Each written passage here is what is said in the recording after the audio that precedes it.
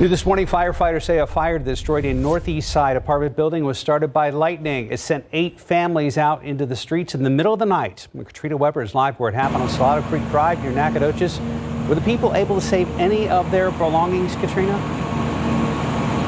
Well, from what we've been told, it seems that most of them had just a few seconds to grab what they could and get out. Although we did see one man carrying a box of his possessions out of this destroyed building. Back here behind me, firefighters are still putting water on that one corner of the building. We've seen smoke rising up. This fire had broken out after 2 o'clock this morning. In fact, we could show you the video of the flames that was shooting through the roof when firefighters got here.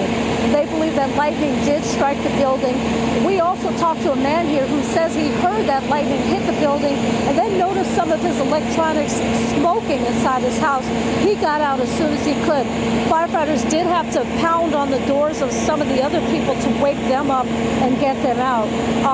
They still tell us that there were 14 adults and 3 children who lived in those apartments. They have all been displaced, but they are all safe.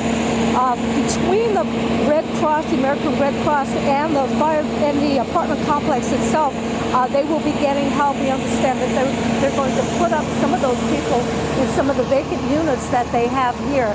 But again, no injuries.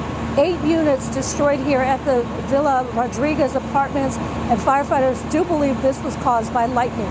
Reporting live on the northeast side, Katrina Weber, KSAT 12 News.